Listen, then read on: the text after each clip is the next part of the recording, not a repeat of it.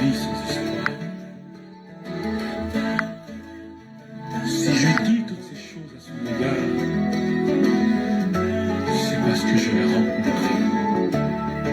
Il est la lumière du monde. J'entends dire ça et là que tu n'existes pas. Or tu as fait le ciel et la terre, ils disent tu n'as rien créé. Certaines croyances et forces invisibles disent que tu n'existes pas. Et ils se moquent et nous prennent pour des puissants. Que les mauvaises langues se laissent ravis des sangs et prière nous fortifier. Même quand les clercs témoignent de ta colère, ils disent que tu n'existes pas. Ils amassent des richesses et dominent le monde. Mon toi, à la croix, tu as tout accompli. Éternel, j'ai foi en toi. Seigneur, descends que les mauvaises langues se taisent. Jésus descend tu as le remède de ce monde. Seigneur, descends que les mauvaises langues se taisent. Rabbi, descends descends. Jusqu'à quand laisseras-tu dire que tu n'existes pas? Pourtant moi je connais tes œuvres, elles sont justes et admirables. Éternel, que ton feu descend et ramène la conviction. Car toi tu es bien vivant, tu es l'éternel des armées. Depuis que je t'ai rencontré, tu as transformé ma vie. Oui, toi, tu es bien vivant, tu es l'éternel des armées. Oh, je crois en toi et tu es ma forteresse, mon meilleur ami. Tu es Adonai, El Shaddai. Shalom, shalom à tous, que Dieu vous bénisse abondamment, que la grâce de Dieu puisse vous localiser cet après-midi. Nous laissons la place au Saint-Esprit, que l'Esprit de Dieu prenne le contrôle de ce moment. Saint-Esprit, nous te soumettons toutes choses dans ta présence. Saint-Esprit, nous te soumettons l'atmosphère. Saint-Esprit, nous t'élevons sur l'atmosphère de ce programme. Saint-Esprit, nous t'élevons sur l'atmosphère de ces activités qui se déroulent sur cette page. Les églises, la mission des témoignages. Nous te soumettons toutes choses, Saint-Esprit glorieux. Prends le contrôle ces instants que nous allons passer avec toi. Que ces instants soient fructueux pour nos familles, pour nos maisons. Que ces instants soient fructueux pour nos prochains. Que ces instants soient fructueux cette saison pour notre âme, pour notre sang. Que ces saisons ne soient point vaines, mais que ces saisons nous conduisent à un autre niveau pour expérimenter ta gloire, ta puissance et que Christ soit révélé. Soyez bénis, soyez bénis, soyez bénis, que Dieu vous bénisse abondamment, que sa grâce, sa faveur soit sur vous, que l'Éternel, le Dieu des cieux, le Dieu des ce moment agréable avec vous. Que l'Éternel te bénisse abondamment. Toi, tu es connecté à ce programme de prière. Que la puissance de Dieu, la gloire du Seigneur Jésus-Christ puisse localiser ta maison. Que l'onction du Saint-Esprit, l'Esprit de Jésus-Christ puisse localiser ta famille cet après-midi. Que l'Éternel, le Dieu des cieux, entende tes supplications, tes cris dans sa présence. Je suis ravi de vous retrouver dans sa présence pour passer ce moment. Nous avons une heure. Merci Seigneur Jésus-Christ pour les grâces que tu répands sur ce programme. Merci Saint-Esprit pour les faveurs que tu répands sur ce programme. Merci Saint-Esprit pour le parfum de bonne odeur que tu répands sur ces activités. Nous t'élevons Saint-Esprit, nous te célébrons Saint-Esprit. Nous te magnifions, Saint-Esprit, la parole déclare qu'au commencement, tu t'es mouvé au-dessus des eaux. Oui, Saint-Esprit, prends-en le contrôle de ce temps. Ce temps que nous allons passer avec toi, Que le cœur soit soumis, les consciences soient soumises, les intentions soient soumises. Que les cœurs soient soumis dans ta présence. Que les projets soient soumis. Et que ceux qui ne confessent pas le nom de Jésus-Christ soient assujettis. Que tous ceux qui ne font la gloire de Jésus-Christ soient assujettis, vaincus. Que tous ceux qui n'ont pas la gloire de Jésus-Christ soient écrasés dans ta présence. Ceux qui n'ont pas la gloire de Jésus, que cela soit écrasé dans ta présence. Soyez bénis, soyez bénis, soyez bénis, que Dieu vous bénisse. Nous allons prier pour recommander ce moment entre les mains du Seigneur, là où tu me reçois. Ensemble, prions. Prions pour soumettre toutes choses à l'obéissance au Saint-Esprit. Père Saint, Père juste, le Dieu des cieux, le Dieu de la terre, créateur de toutes choses. Seigneur, nous voici cet après-midi dans ta présence. Père, je soumets toutes choses à l'obéissance à ta parole. Je soumets le cœur, les consciences, les esprits.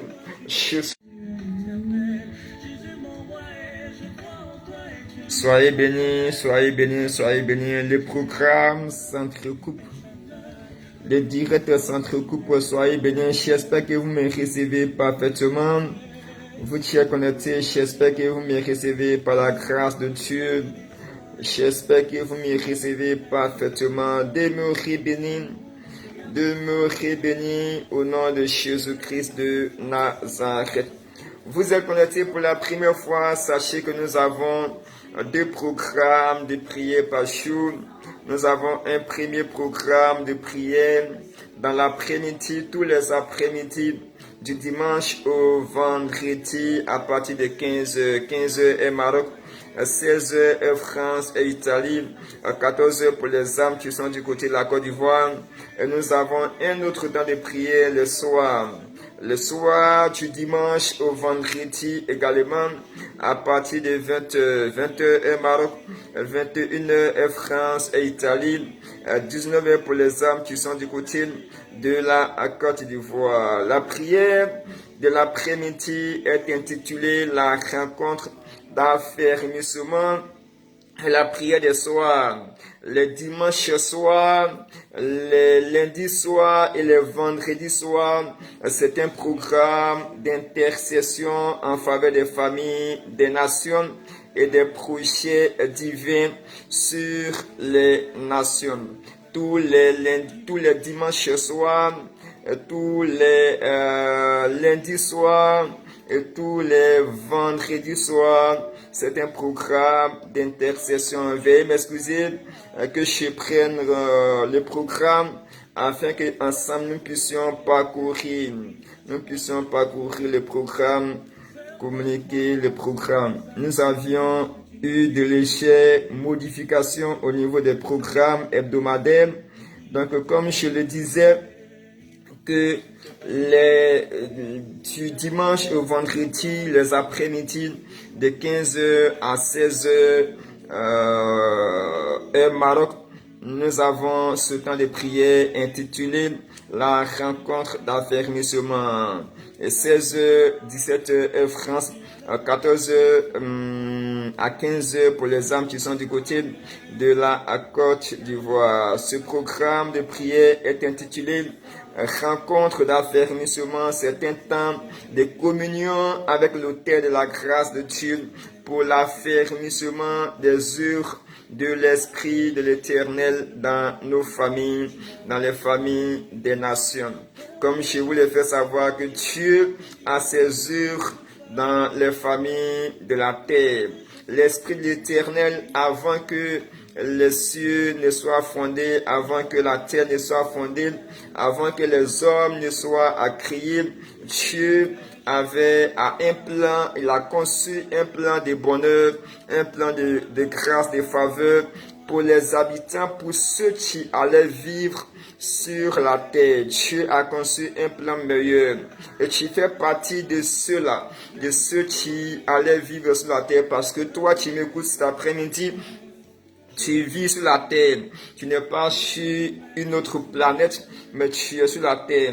Et cette parole te concerne. Avant que tu ne naisses, Dieu a conçu un plan meilleur, un plan de bénédiction, un plan de grâce, de faveur pour toi, afin que lorsque tu serais né, tu puisses en jouir, Donc, ces œuvres ont été conçues avant la fondation du monde. Les œuvres de l'Esprit de l'Éternel, les œuvres du Saint-Esprit ont été conçues avant la fondation du monde, avant que le monde ne soit créé, avant que les cieux ne soient faits, avant que la terre ne soit faite, avant que la mer ne soit faite. Dieu avait conçu ces œuvres pour le bonheur de l'homme. Donc, Dieu doit nous enfermer dans ses œuvres. Oui, le Tout-Puissant doit enfermer ta famille dans ses œuvres, afin que ces œuvres soient des œuvres générationnelles, des œuvres éternelles, parce que Dieu, lui, il est éternel. Donc, lorsqu'il accorde une grâce à une famille, cette grâce n'est pas pour 2 jours, c'est pas pour 3 jours, mais c'est une grâce éternelle. Et il y a plusieurs familles qui ne sont pas affermies dans les œuvres de l'Esprit de l'Éternel. Donc, ce programme de prière est là afin de pouvoir affermir les familles, afin de pouvoir nous affermir dans les œuvres de l'Esprit de l'Éternel, conçues pour nous avant la fondation du monde. Ces œuvres qui ont été conçues avant que toi et moi, nous ne soyons créés, nous ne naissions. Ces œuvres nous ont précédés avant notre naissance. Alléluia. Vous allez prendre le cas de l'histoire d'Adam. Adam, avant que Dieu ne manifeste Adam, Dieu avait déjà créé un cadre de vie pour son bonheur, pour son épanouissement. Dans ce programme de prière de l'après-midi intitulé Rencontre d'affermissement, c'est pour nous enraciner, c'est pour nous affermir dans les œuvres de l'Esprit de l'Éternel. Que Dieu vous bénisse abondamment dans tous les jours du dimanche, tous les après-midi du dimanche au vendredi. Tous les après-midi du dimanche au vendredi. Tous les après-midi du dimanche au vendredi à partir de 15h. 15h est Maroc, 14h est Abidjan, 16h pour les âmes qui sont du côté de la France. Donc, c'est 1 heure. Nous avons 1 heure à passer dans la présence du Seigneur Jésus-Christ. Donc, je poursuis avec la prière des soirs. La prière des soirs, nous avions eu également une légère modification. Non, la prière des soirs, nous avions eu une légère modification. L'après-midi, il n'y a pas eu de modification, mais la prière des soirs, nous avions eu une légère modification parce que dorénavant, les dimanches soirs, je serai connecté. Dorénavant, les dimanches soirs. À l'époque, les dimanches soirs, nous avions la prière, mais cela avait été suspendu. Donc, hier soir, j'étais connecté. Donc, dorénavant, les dimanches soirs, je suis connecté du dimanche au vendredi. Les soirs du dimanche au vendredi, je serai connecté pour passer également 1 heure avec vous, sous la couverture du Saint-Esprit, sous la lumière du Saint-Esprit. Alléluia. Donc, la prière de soir est intitulée Communion avec l'année de grâce. Communion avec l'année de grâce. Mais les mardis soirs, les mercredis soirs, les jeudis soirs, c'est un programme, c'est un temps de communion avec l'autel de la grâce de Dieu pour des déblocages et restauration des familles. Les mardis soirs, je répète, tous les mardis soirs, tous les mercredis soirs et tous les jeudis soirs, c'est un temps de communion avec l'autel de la grâce de Dieu pour des déblocages et restauration des familles. Vous devez savoir, comme je vous l'ai fait savoir, que chaque début d'année, Dieu publie une année de grâce. Dieu publie la grâce dans les familles de la terre. Toutes les familles de la terre, sans exception. Sans exception. Tous ceux qui sont sur la terre, chaque début d'année, Dieu relâche des paroles de grâce, les paroles de bénédiction, les paroles de faveur sur ces familles. Et nous devons, en tant qu'instruments récepteurs, en tant que des vases récepteurs de ces grâces, nous devons avoir la révélation et nous disposer afin de pouvoir recevoir ces grâces, ces faveurs. Et lorsqu'on n'a pas la révélation, lorsqu'on ne sait pas que Dieu a publié une grâce dans notre vie, on peut ne pas se disposer afin de pouvoir la recevoir.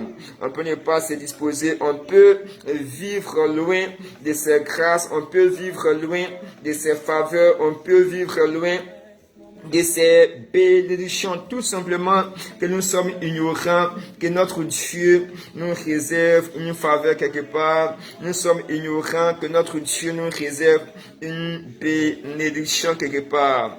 Donc toi qui m'écoutes cet après-midi, sache que toutes les années, tous les débuts de l'année, Dieu relâche des paroles de grâce, des paroles de bénédiction sur les familles de la terre. Donc, en tant qu'instrument, en tant que récepteur de la grâce de Dieu, publié, nous devons être en communion avec cette grâce afin de la laisser germer en nous et porter du fruit à l'honneur et à la gloire de l'Éternel des armées, notre Père céleste. Donc nous devons nous disposer comme des vases récepteurs. Vous allez voir que lorsque vous avez un récipient et que vous voulez avoir un verre, lorsque vous avez un verre en main et que vous voulez boire de l'eau, vous allez voir que soit vous partez au robinet, le verre va se placer, le verre va se positionner sous le robinet. Le verre va se positionner sous le robinet et l'eau va jaillir, l'eau va couler dans ce verre, l'eau va couler dans ce verre. Ou si vous aviez de l'eau dans une bouteille et que vous voulez renverser dans le verre, vous allez voir que le verre va se placer en dessous de cette bouteille. Le verre va se placer en dessous de cette bouteille. Donc c'est comme ça. Dieu qui est le robinet, qui veut nous arroser et nous sommes les récipients, nous sommes les verres, nous sommes les vases qui doivent recevoir ces grâces. Nous devons nous disposer, nous devons nous aligner, nous devons être en communion avec la parole du Seigneur, avec l'atmosphère, avec la grâce que Dieu veut nous accorder. Vous pouvez retrouver ce texte qui soutient ce que je viens de dire dans le livre de Luc chapitre 19, non, Luc chapitre 4 à partir du verset 19. Vous pouvez lire à partir du verset 18, Luc chapitre 4 à partir du verset 18 jusqu'au verset 19. Mais moi, le verset qui m'intéresse, c'est le verset 19. Pour publier une année de grâce du Seigneur. Soyez bénis dans tous les mardis soirs, tous les mercredis soirs et tous les jeudis soirs. C'est un programme, c'est un temps de communion avec l'autel de la grâce de Dieu pour des déblocages et restauration des familles. Les dimanches soirs et les dimanches soirs et les lundis soirs et les vendredis soirs. Je me répète, les dimanches soirs, les lundis soirs et les vendredis soirs, c'est un temps d'intercession prophétique par le Saint-Esprit en faveur des familles et projets divins sur les nations. Je reprends, dimanche soir, lundi soir et le vendredi soir, c'est un programme d'intercession prophétique par le Saint-Esprit en faveur des familles et projets divins sur les nations. Non pas seulement en faveur des familles, mais en faveur des projets de Dieu sur les nations. L'Éternel a ses projets sur les nations. Dieu a ses projets sur les nations. Dieu a ses projets sur les nations, dans les familles, sur les nations. Et nous devons nous disposer, prier, intercéder afin que ces projets de Dieu soient exécutés. Autant Dieu a ses projets sur les nations, vous devez savoir que l'ennemi également conçoit des projets pour les nations. Et Dieu a besoin des personnes, des hommes, des femmes qui se disposent afin de pouvoir élever la voix, afin de pouvoir intercéder, afin de pouvoir crier à lui pour que ses projets sur la terre, sur les nations soient exécutés, soient accomplis. Nous avions, j'ai vraiment étudié l'histoire de notre patriarche Abraham. Hier, pendant que j'étais, hier dimanche, pendant que j'étais en train de méditer la parole de Dieu, le Saint-Esprit a conduit mon esprit dans cette histoire de notre patriarche Abraham. Et c'est à partir de cette histoire que l'Esprit de Dieu m'a inspiré ce que j'ai pu partager sur la page. Le Saint-Esprit a ouvert mes yeux pour voir que Dieu est venu à Abraham afin de pouvoir le faire sortir de sa patrie, de son pays et de la maison de son père. Vous pouvez retrouver cette portion des Écritures dans Genèse chapitre 12. On peut lire cette Genèse chapitre 12. On peut lire cela comme nous sommes dans un programme d'affermissement. Lisons les textes afin de pouvoir bénir des vies. Lisons Genèse chapitre 12. Genèse chapitre 12. Je lis la parole de Dieu au nom de Jésus-Christ. Dans Genèse chapitre 12, à partir du verset 1. Il a dit, l'Éternel dit à Abraham, va-t'en de ton pays, de ta patrie et de la maison de ton père. Je reprends. L'Éternel dit à Abraham, va-t'en de ton pays, va-t'en de ta patrie, va-t'en de la maison de ton père. Je reprends. L'Éternel dit à Abraham, va-t'en de ton pays, va-t'en de ta patrie, va-t'en de la maison de ton père, dans le pays que je te montrerai. Je ferai de toi une grande nation et je te bénirai. Je rendrai ton nom grand et tu seras une source de bénédiction. Je bénirai ceux qui te béniront et je maudirai ceux qui te maudiront. Et toutes les familles de la terre seront bénies en toi. Abraham partit comme l'Éternel lui avait dit. Et Lot partit avec lui. Abraham était âgé de 75 ans lorsqu'il sortit de Charan. Que Dieu bénisse sa parole. On va lire un autre verset. On va lire le verset, nous disons un autre passage. Lisons le chapitre 24. Genèse chapitre 24. Il a dit, Abraham était vieux, avancé en âge, et l'Éternel avait béni Abraham en toutes choses. Abraham dit à son serviteur le plus ancien de sa maison, l'intendant de tous ses biens, mais je te prie, ta main sous ma cuisse, et je te ferai jurer par l'Éternel, le Dieu du ciel et le Dieu de la terre, de ne pas prendre pour mon fils une femme parmi les filles des Cananéens, au milieu desquels j'habite, mais d'aller dans mon pays et dans ma patrie, prendre une femme pour mon fils Isaac. Verset 4. Mais d'aller dans mon pays, mais d'aller dans ma patrie, là où Dieu l'a fait sortir. Donc il envoie son serviteur. Le serviteur lui répondit, peut-être la femme ne voudra-t-elle pas me suivre dans ce pays-ci? Devrais-je mener ton fils dans le pays d'où tu es sorti? Abraham lui dit, garde-toi d'y mener mon fils. L'Éternel, le Dieu du ciel, qui m'a fait sortir de la maison de mon père et de ma patrie, qui m'a parlé et qui m'a juré en disant, je donnerai ce pays à ta postérité. Lui-même enverra son ange devant toi et c'est de là que tu prendras une femme pour mon fils. Si la femme ne veut pas te suivre, tu seras dégagé de ce serment que je te fais faire seulement. Seulement, tu n'y mèneras pas mon fils. Le serviteur mit sa main sous la cuisse d'Abraham, son Seigneur, et lui jura d'observer ces choses. Le serviteur prit 10 chameaux parmi les chameaux de son seigneur, et il partit ayant à sa disposition tous les biens de son seigneur. Il se leva et alla en Mésopotamie, à la ville de Nacor.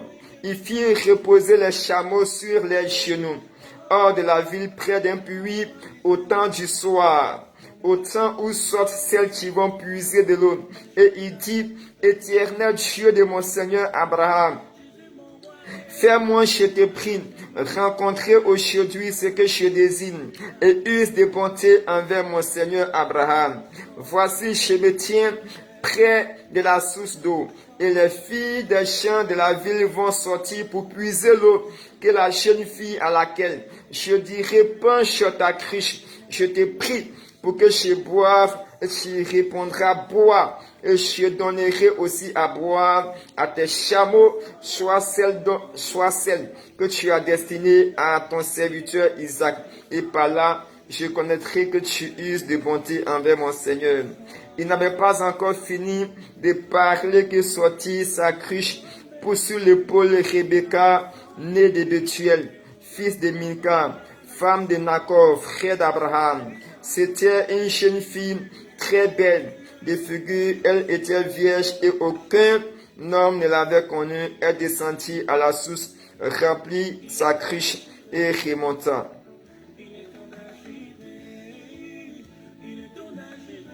Je vais devoir m'arrêter là. Que Dieu bénisse sa parole. Que Dieu bénisse sa parole. Donc vous devez comprendre, il y a un autre texte que on peut lire. Lorsque Abraham était, Lot était, ça je vais laisser, vous pouvez vous-même aller chercher ça dans Genèse. Je vous y invite humblement à chercher ces textes et à les lire.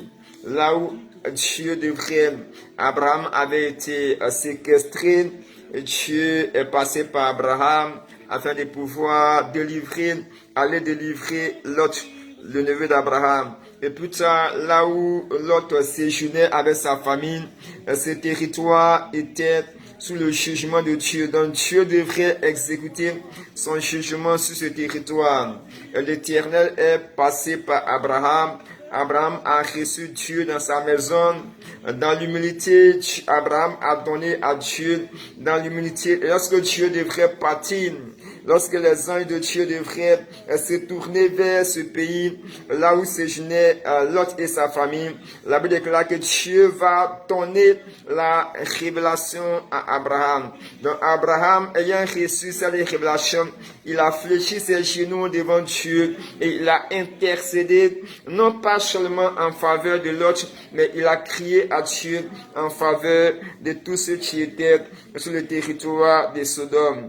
Et la Bible déclare que les anges de Dieu, par l'intercession d'Abraham, les anges vont localiser Lot qui était à l'entrée de la ville de Sodome. Lot a été trouvé à l'entrée de la ville. Et Lot va mettre la parole de Dieu en application et sa famille va être libérée de ce mal. Sa famille va être sauvée de ce mal. Alléluia. Soyez bénis. Donc, après avoir fait une étude ou une analyse profonde de ce qui vient d'être dit, Abraham, tu sors de sa patrie. Abraham, tu sors de son pays. Abraham, tu sors de la maison de son père. Sa patrie, son pays, la maison de son père. Dieu les fait sortir. Mais Dieu n'a pas créé une division. Abraham était sorti, certes, mais c'était pas une division entre lui et sa famille. Et les preuves sont là. Les preuves sont palpables. Les preuves sont palpables. Lorsque nous étudions le parcours, ce parcours nous révèle que Dieu n'est pas à l'origine des divisions dans les familles.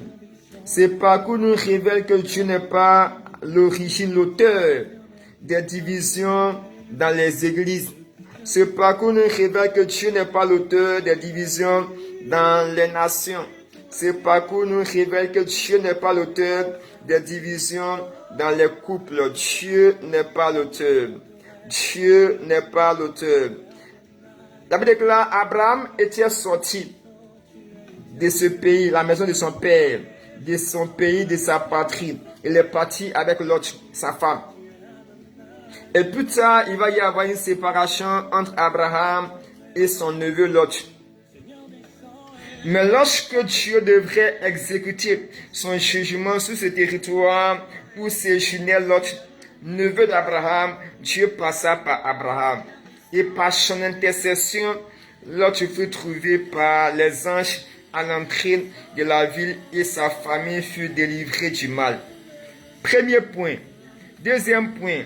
Lorsque Abraham devrait se choisir une femme pour son fils Isaac, ce choix a été fait dans son pays.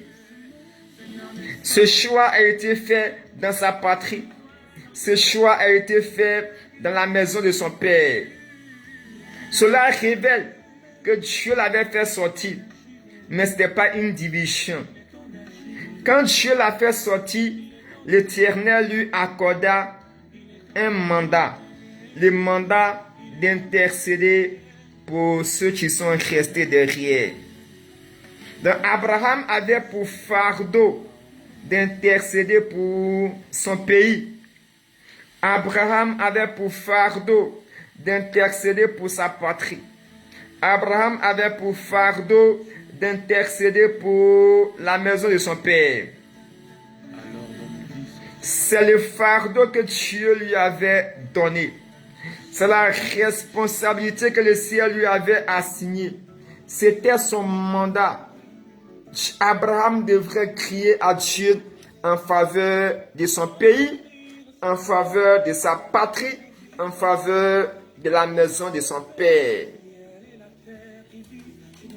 Donc lorsque aujourd'hui vous êtes dans un environnement, vous êtes dans un espace et que par la grâce de Dieu, vous changez d'environnement, vous changez d'espace, vous priez dans une communauté, vous priez dans une église et par la grâce de Dieu, Dieu vous déconnecte de cette communauté. Vous priez dans une assemblée et par la grâce de Dieu, parce que Dieu doit vous conduire à une autre dimension, parce que Dieu doit vous conduire à un autre niveau et par sa volonté parfaite, il vous déconnecte, il vous sépare de cette communauté, de cette église. C'est sa volonté qui est exprimée. C'est Dieu qui a exprimé sa volonté parfaite par rapport à votre mission, par rapport à votre mandat, par rapport à ce qu'il prévoit faire pour vous dans le futur.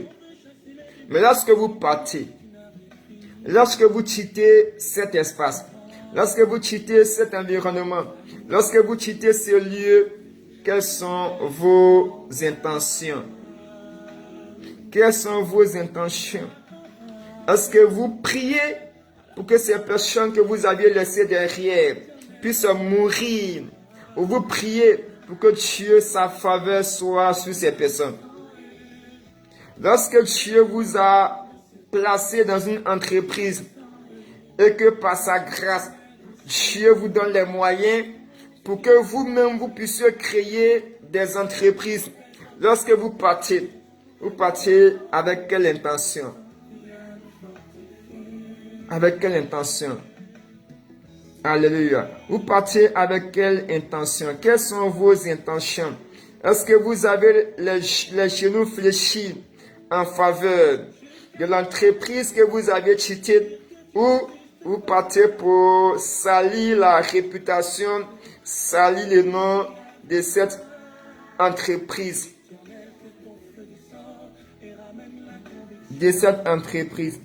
À l'analyse profonde de ces points essentiels énumérés du parcours de notre patriarche Abraham, nous comprenons que Dieu n'est jamais l'auteur des divisions dans les familles. Dieu n'est jamais l'auteur des divisions dans les églises. Dieu n'est jamais l'auteur des divisions dans les nations. Quand Dieu fait sortir Abraham pour une autre destination au pays de Canaan, il lui assigna comme premier mandat d'intercéder pour sa patrie, d'intercéder pour son pays, d'intercéder pour la maison de son père. Premier mandat assigné par Dieu à Abraham. Il a intercédé. Durant toute sa vie, il a intercédé. Il était loin de sa patrie, loin de son pays, loin de la maison de son père. Mais ses genoux étaient fléchis devant l'Éternel. Il criait à Dieu en faveur de sa patrie, de son pays, de la maison de son père, afin que la même grâce puisse les localiser. Mais aujourd'hui, pourquoi tant de divisions dans les pays? Pourquoi tant de divisions aujourd'hui dans les pays? Pourquoi tant de divisions aujourd'hui dans les patries? Pourquoi aujourd'hui tant de divisions dans les maisons des familles de sang et des familles spirituelles? Pourquoi aujourd'hui tant de divisions dans cette société dans laquelle nous vivons? La réponse, elle est simple. La réponse, elle est simple, elle est facile. C'est que personne ne veut faire un sacrifice. Personne n'est prêt à faire un sacrifice. Personne. Lorsqu'on se sépare, personne n'est prêt à faire un sacrifice par rapport à cette séparation. Lorsque toi et moi, Dieu nous met ensemble pour une mission, pour une œuvre, et que la saison arrive, que Dieu nous sépare, personne n'est prêt à faire un sacrifice par rapport à cette séparation. Quand je parle de sacrifice, c'est qu'on va se séparer, chacun va de son côté, mais dans le cœur, soit on médite le mal. Chacun va de son côté, mais dans le cœur, on espère que ces personnes reviennent à nous, afin que nous puissions dire que nous avions hier prophétisé que ces personnes, en vérité, étaient censées rester avec nous. Et comme elle n'a pas écouté notre prophétie, qui n'est pas en vérité une prophétie, mais ce sont des pensées vaines que nous avions fait penser, nous avions fait passer comme prophétie, comme parole de Dieu. Ce sont des pensées vaines. Lorsque Dieu analyse de telles paroles, Dieu dit que ce sont des vaines pensées. Mais nous les prenons comme la parole de Dieu. Nous les prenons comme des prophéties. Et lorsque ces personnes, lorsque la séparation est exécutée, nous faisons valoir ces pensées vaines. Et du coup, nous méditons le mal vis-à-vis de ces personnes. Pour qu'un malheur puisse atteindre ces personnes. Pour qu'un mal puisse atteindre ces personnes. Afin que nos pensées vaines, les pensées obscures, les pensées noires, que nous nourrissons tous les jours en nous, ces pensées puissent être exécutées. Afin de satisfaire notre chair. Afin de donner raison à notre chair. Telle est la société dans laquelle nous vivons. Nous sommes bien habillés, nous sommes bien vêtus, mais à l'intérieur de nous, lorsque Dieu nous voit, nous sommes des tombeaux blanchis. Bien habillés, bien coiffés, bien vêtus, mais lorsque le ciel plonge son regard, à l'intérieur de nous, nous sommes des tombeaux blanchis. Nous pouvons porter des vêtements blancs, mais ce qui est en nous, ce sont des vêtements noirs, des charbons qui nous accompagnent.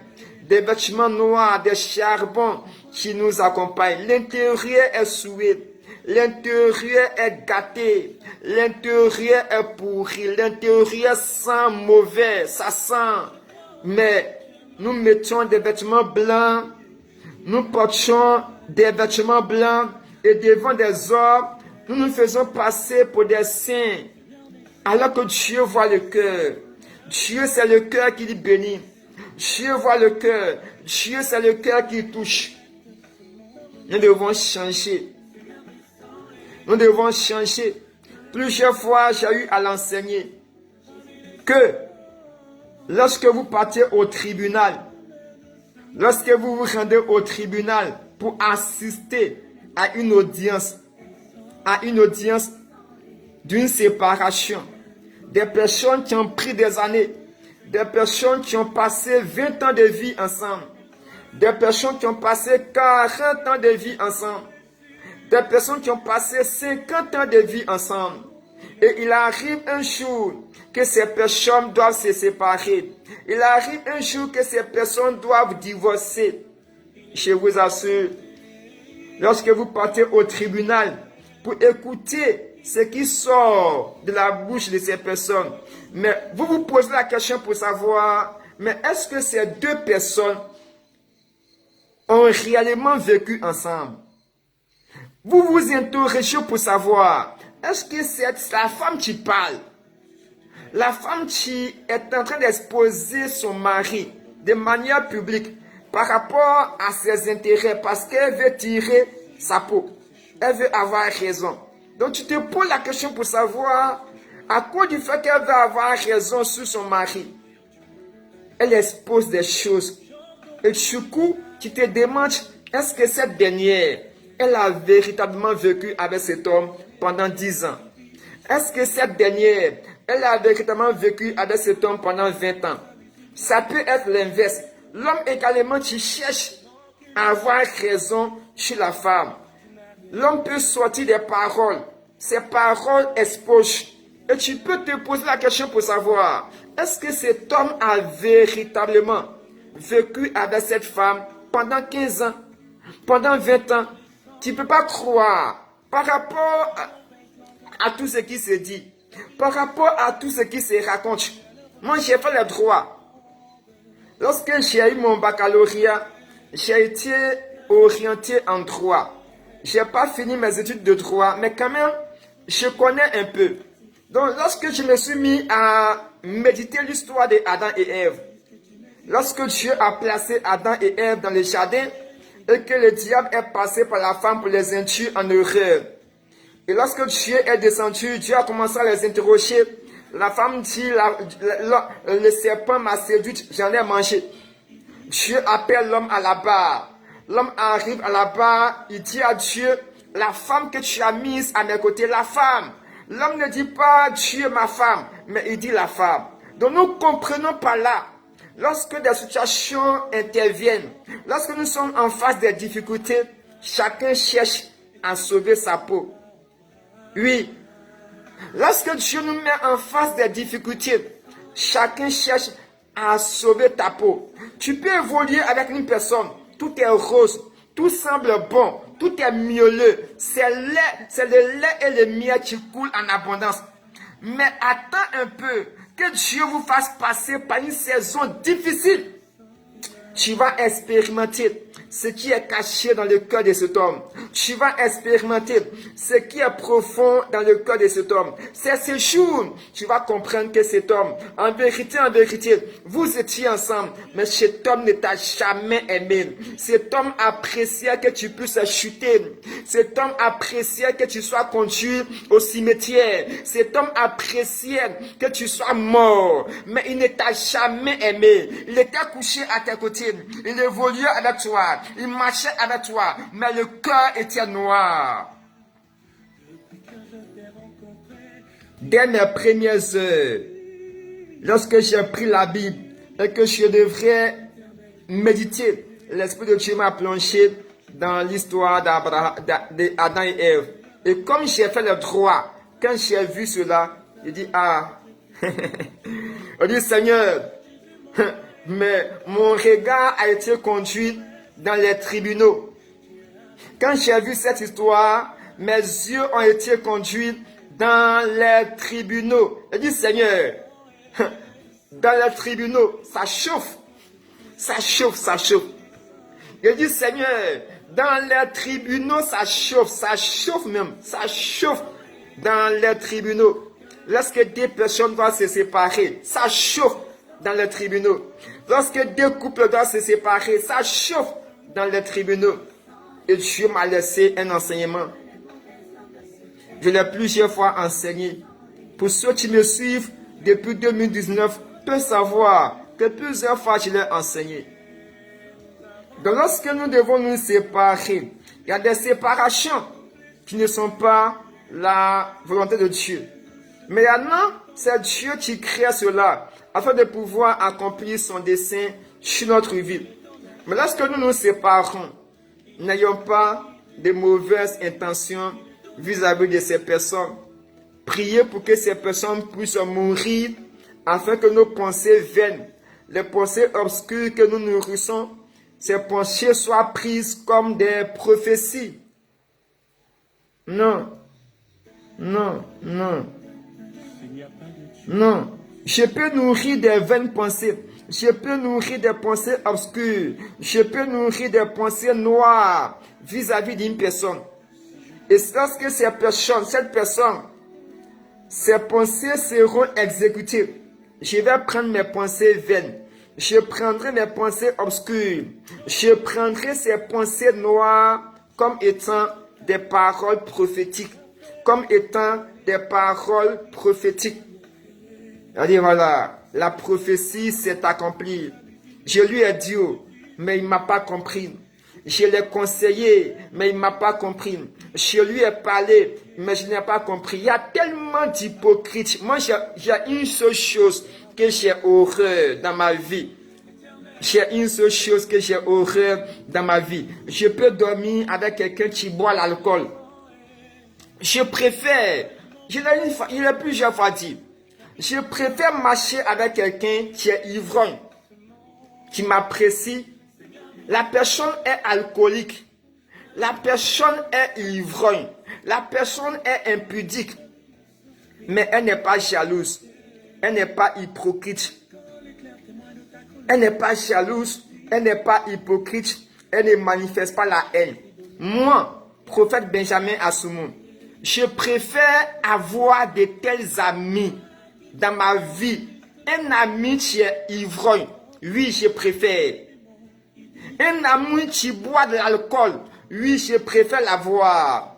Mais tu n'es pas jaloux du succès des autres. Je préfère introduire cet homme dans ma présence, dans mon intimité. Je préfère dormir avec de tels hommes sur le même lit. Je préfère partager mon pain avec de telles personnes. Je préfère m'asseoir à la même table, manger avec de telles personnes.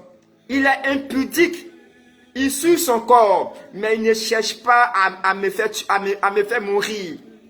Il est ivrogne, il suit son corps, mais il ne cherche pas à faire du mal à son prochain. Oui, je préfère avoir de telles personnes dans ma vie. Oui, je préfère avoir de tels hommes dans ma vie. Oui, je préfère avoir de telles femmes dans ma vie. Elle est impudique. Elle est prostituée internationale, interplanétaire, mais elle n'est pas jalouse, elle n'est pas hypocrite, elle n'est pas haineuse. Lorsqu'elle prend plaisir au succès de son prochain. Elle se réjouit du succès de son prochain. Elle se réjouit de la réussite de son prochain. Je préfère avoir dans ma présence de telles personnes, dormir avec ces personnes, manger avec ces personnes, partager beaucoup de choses avec ces personnes, que d'avoir dans ma vie une personne qui ne boit pas, que d'avoir dans ma vie une femme qui ne boit pas, une femme qui ne fume pas, une femme qui ne pratique pas l'impudicité, mais son cœur est noir, elle est jalouse, elle est hypocrite, elle est haineuse. Non, ça, jamais. Dans ma vie, jamais. Ça. Mais si tu es impudique, tu es prostitué, tu es ivrogne, et que tu n'es pas jaloux, tu n'es pas hypocrite, tu n'es pas haineux, tu vas avoir accès dans mon intimité. Parce que même si tu vas te saouler, et que quelqu'un même vient te présenter un compte bancaire gagné, pour que tu puisses faire du mal à ton prochain, tu ne vas jamais accepter. Mais toi, ton défaut, c'est l'alcool. Ton défaut, c'est l'alcool. Dans ton état d'ivresse, même si on vient te présenter un compte bancaire garni pour que tu puisses faire du mal à ton prochain, tu ne vas pas le faire. Si on vient te présenter un compte bancaire garni afin que tu puisses me faire du mal, tu ne vas jamais le faire. Alors, mais entre-temps, tu es ivrogne, tu es impudique. Moi, je préfère t'avoir dans ma vie comme ami. Moi, je préfère t'avoir dans ma vie comme ami intime. Tu es ivrogne, tu es impudique, ça peut jamais m'intimider, ça peut jamais m'influencer. Je préfère t'avoir comme ami dans ma vie. Parce que je vais tellement te faire confiance que même si toi et moi, on est en train de manger, je peux laisser mon plat sans en avoir peur. Je peux laisser mon verre devant toi sans en avoir peur.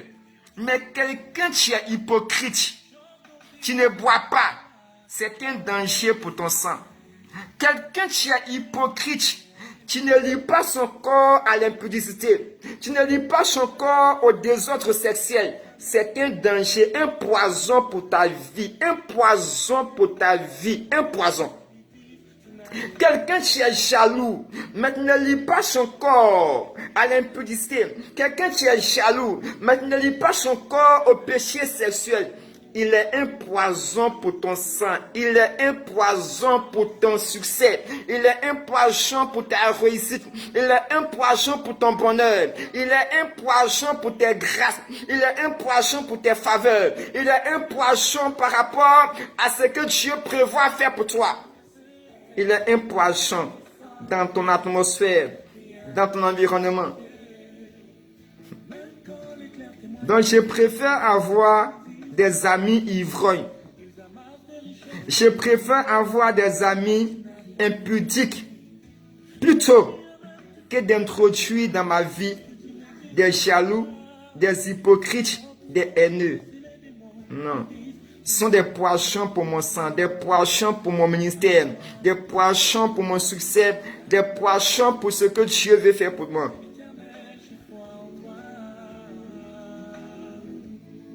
Alléluia. Lorsque vous partez au tribunal, vous allez constater tellement de choses. Tellement de choses. Donc, lorsque vous vous séparez des personnes, Dieu vous donne pour mission d'intercéder. Si aujourd'hui tu es dans ma vie et que demain tu dois aller ailleurs, sache que ta première mission que Dieu te donne, c'est de prier. Prier pour moi, prier pour mon ministère, prier pour les âmes qui sont restées avec moi. Quand tu poses une telle action, tu es agréable devant Dieu. Quand tu agis ainsi, ton cœur est agréable devant Dieu. Tu es parti par la volonté de Dieu et tes genoux sont fléchis. Même si aucun homme ne te voit, même si personne ne sait, même si moi-même, le concerné, je ne sais pas que tu pries pour moi, mais le ciel voit que tu pries pour moi. Le ciel voit que tu intercèdes pour moi. Le ciel voit que tu veux mon bonheur. Le ciel voit que tu veux que l'œuvre avance. Le ciel voit que tu veux que le ministère avance. Tu es agréable devant Dieu. Tu es agréable devant le Seigneur. Tu es agréable devant le ciel. Dans la séparation, il va y en avoir toujours. Oui, la séparation, il va y en avoir toujours. Toujours. Dans tout ce que nous faisons, il y a toujours des séparations. Il va y en avoir toujours. C'est pourquoi Dieu, lorsque tu es un leader d'assemblée, les difficultés par lesquelles Dieu te fait passer, c'est pour forger ton mental. Afin que tu puisses faire face à de telles circonstances, à de tels événements. Les séparations brusques, tu peux intervenir. Les séparations douloureuses, tu peux intervenir. Dieu aiguise notre mental. Ces choses interviennent, ça fait mal, mais les heures qui passent, c'est fini. Les heures qui passent, c'est terminé. Le prophète Samuel avait le cœur qui était lié à Saoul. Le prophète avait son cœur qui était attaché à Saoul. Il aimait Saoul profondément. Mais un jour est arrivé où il devrait se séparer de Saoul. Un jour était arrivé où il devrait se séparer de Saoul. Il devrait se séparer de Saoul. Dieu lui a dit, tu vas beau pleurer, tu vas beau gémir, ça ne pourra pas changer mon dessein. J'ai eu un homme que j'ai choisi. Cet homme, c'est l'homme selon mon cœur. Je le vois derrière les troupeaux. Je le vois derrière les brebis. C'est l'homme selon mon cœur. C'est lui que mon cœur a choisi. C'est lui que mon cœur a désigné. Faut laisser de pleurer sur Saoul. C'est terminé. Donc la séparation, il va y en arriver. Il va y en avoir. Ça va arriver. Que nous le voulions, que nous ne le voulions pas. Mais ce que Dieu nous demande, c'est de garder un cœur pur. Ce que Samuel faisait, c'est un cœur pur vis-à-vis de Dieu. Samuel savait que Saoul avait un mauvais cœur. Samuel était un prophète. Il savait que Saoul avait mal agi. Mais il vient pleurer devant Dieu. Il vient intercéder en faveur de Saoul. Il crie en faveur de Saoul. Dieu dit arrête de pleurer. Mais il continua de gémir en faveur de Saoul. Samuel était un prophète. Il connaissait ses principes dans la maison de Dieu. Il connaissait. Il dit Dieu, je vais me séparer d'avec Saoul. Mais mon cœur reste ouvert. Mon cœur reste blanc. C'est pas parce que tu l'as rejeté que moi aussi. Il y a des personnes, lorsqu'elles vont apprendre les malheurs dans votre vie. Aïe, aïe, aïe, aïe, aïe, aïe. Mais Saoul, le prophète Samuel apprend. Il connaît Saoul. Saoul n'est pas obéissant. Dieu lui dit, je l'ai rejeté. Il devrait se dire, aïe, mais moi-même Dieu, avant que toi tu le rejettes, il y a longtemps, moi-même je l'ai mis dehors. Vous voyez comment être homme de Dieu, il y a des valeurs en nous. Être serviteur de Dieu, il y a des valeurs en nous. Il y a des principes que Dieu nous donne.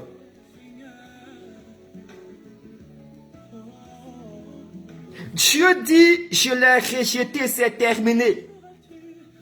Si c'était un autre homme, j'étais à la place du prophète Samuel.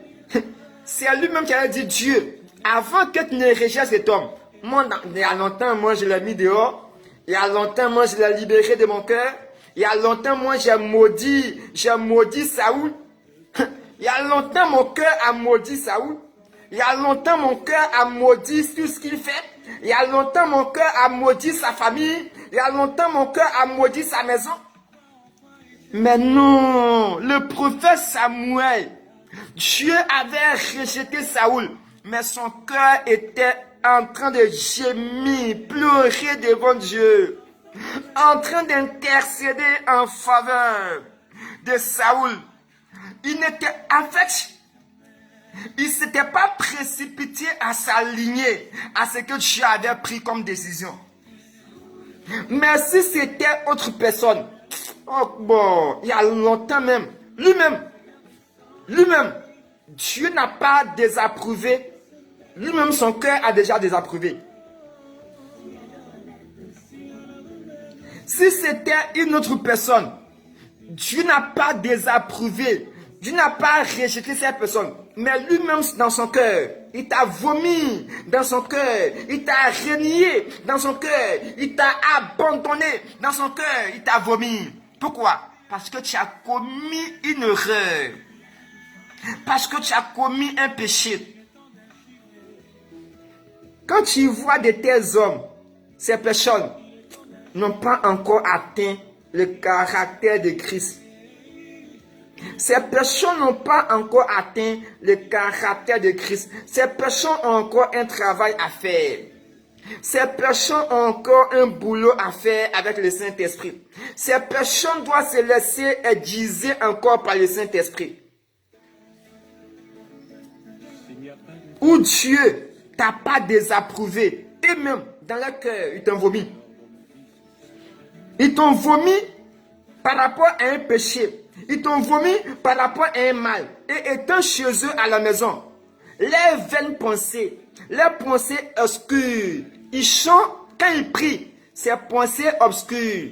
Ils pensent qu'ils veulent que ces pensées obscures s'accomplissent afin de satisfaire leur chair. Étant chez eux à la maison, ils prient, ils allient leurs pensées obscures à la parole de Dieu, afin que cela s'accomplisse pour satisfaire leur chair, pour dire, oh, on a parlé, oh, on a dit, on a trop fait, on a tellement parlé, on est passé par des chemins pour lui parler, on est passé par des voies pour lui parler, mais il n'a pas compris, il ne nous a pas écoutés. Cela est arrivé. Donc si cela arrive, toi-même déjà, en tant qu'homme, en tant que femme, tu as déjà vomi en premier. Tu as été le premier, la première à vomir Saoul. Le prophète Samuel n'était pas le premier à vomir Saoul. Saoul avait péché, mais Seth n'était pas le premier à le vomir. Il a crié devant Dieu. Il a gémi devant Dieu. Il a intercédé devant Dieu. Il a crié à Dieu. Il a pleuré amèrement. Mais c'est Dieu qui a donné la décision finale. C'est Dieu qui a donné le dernier verdict. Mais si c'était d'autres personnes, il y a longtemps, ils t'ont vomi. Il y a longtemps. Une erreur, un péché, un mal. Ils t'ont vomi. C'est terminé. Et comme ils t'ont vomi, il y a des vaines pensées dans leur cœur. Comme ils t'ont vomi, il y a des vaines pensées, des pensées obscures avec lesquelles ils marchent, avec lesquelles ils avancent. Et s'ils apprennent un jour qu'un malheur t'a atteint, voilà, on a dit, on savait que ça allait arriver. S'ils apprennent qu'un malheur est arrivé dans ta maison, ces vaines pensées, ça va nourrir les chairs. Ces pensées obscures, ça va nourrir les chairs. Pour dire, on a parlé, hein? Il se prend. Il se prend, elle se prend, regarde comment elle parle, regarde comment il parle, regarde comment il s'habille, regarde ses verres, regarde il se prend, il est orgueilleux, elle est orgueilleuse, il est arrogant. On a parlé, nous on a parlé, on est passé par des voies pour lui parler. Il ne nous a pas écoutés. Il faut changer. Change de cœur. Change de cœur. Tu es un enfant de Dieu. Change de cœur. Change de mentalité. Et renouvelle tes pensées. Change cette conscience du mal qui est en toi. Enlève de ton cœur la conscience de la mort. Ça, c'est une conscience de la mort. On appelle ça conscience de la mort. Enlève en toi cette conscience et prends la conscience de la vie. Prends la conscience de la vie.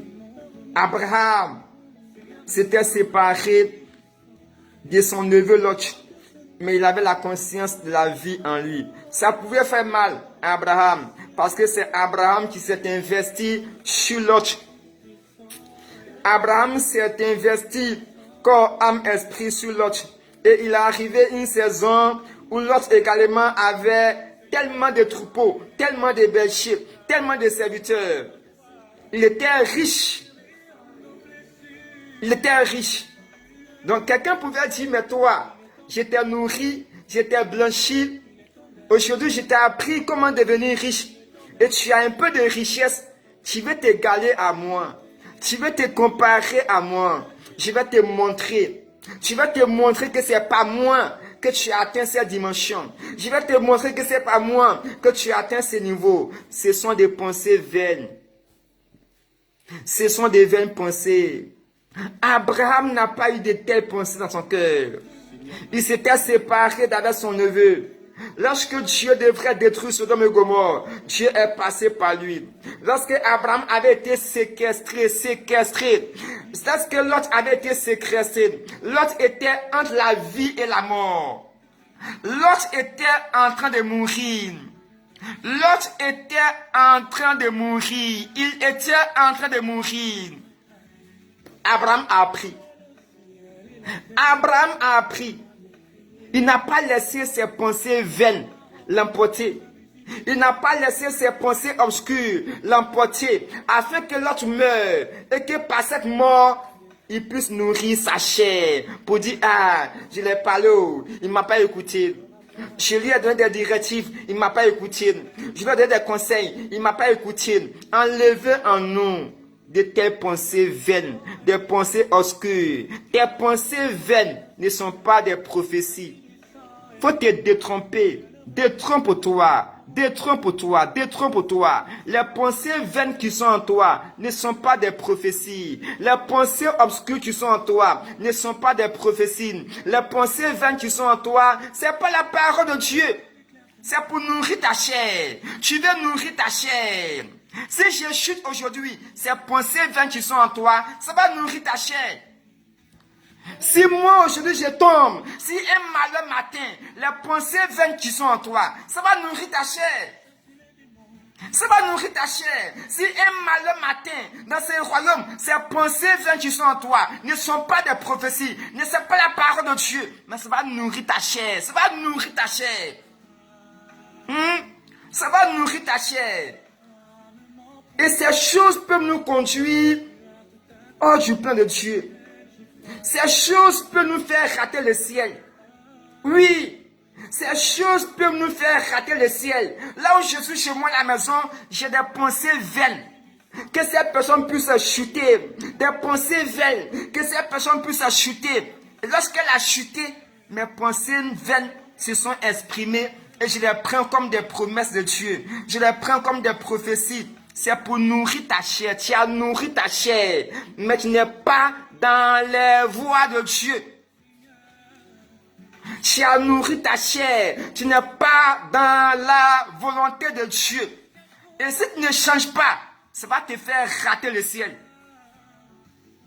Si tu n'enlèves pas ces pensées vaines en toi, ça te fera rater le ciel. Pour moi, je peux chuter. Je peux tomber. Oui, je peux chuter. Je peux tomber. Mais je vais aller au ciel.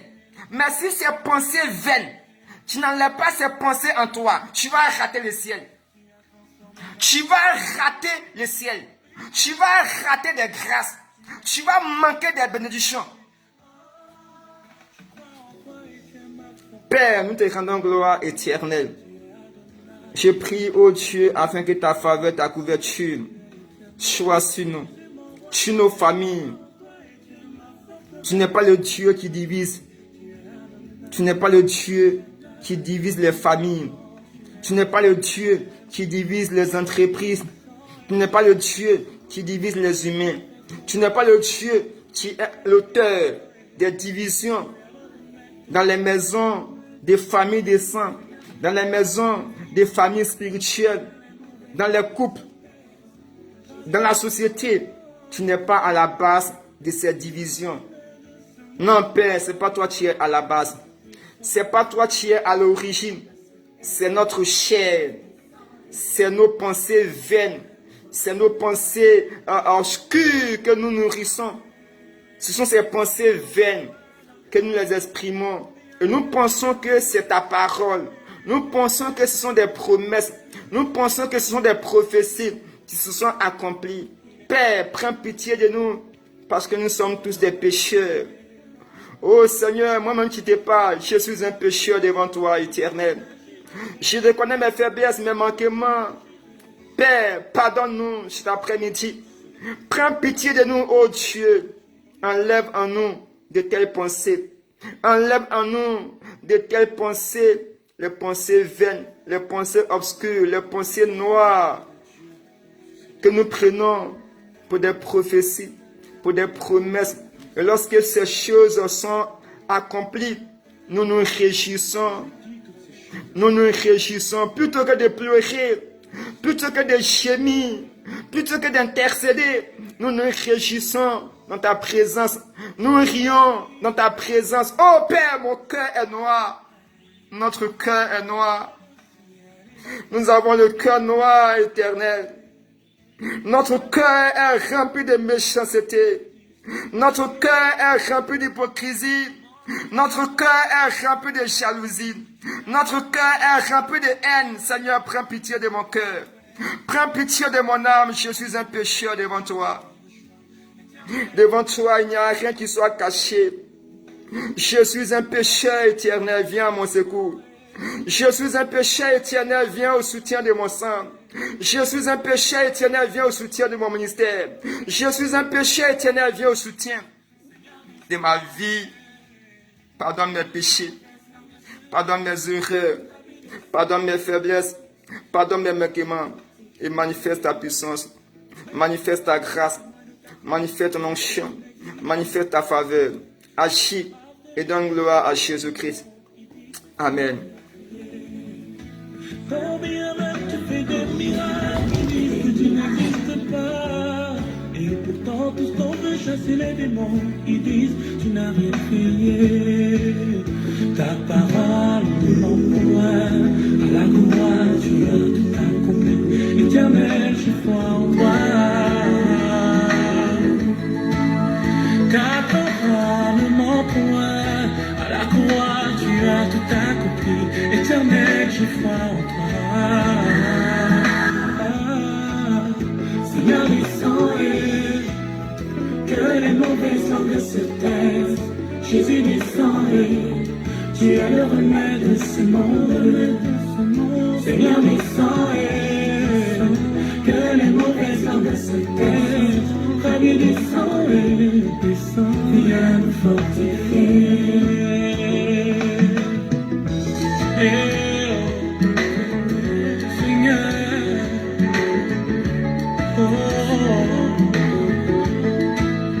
Jusqu'à quand laisseras-tu dire que tu n'existes pas? Pourtant moi je connais tes œuvres, elles sont justes et admirables. Éternel, que ton feu descende et ramène la conviction. Car toi tu es bien vivant, tu es l'éternel des armées. Depuis que je t'ai rencontré, tu as transformé ma vie. Et toi tu es bien vivant, tu es l'éternel des armées. Oh, je crois en toi et tu es ma forteresse, mon meilleur ami. Tu es Adonai, El Shaddai, le Dieu puissant, tu es éternel. Jésus mon roi et je crois en toi et tu es ma forteresse, mon meilleur ami. Tu es Adonai, El Shaddai, le Dieu puissant, tu es éternel. Seigneur, descends que les mauvaises langues se taisent. Rabbi, descends tu es le remède de ce monde. Seigneur, descends que les mauvaises langues se taisent. Rabbi, descends tu es le remède de ce monde. Seigneur, descends que les mauvaises langues se taisent. Rabbi,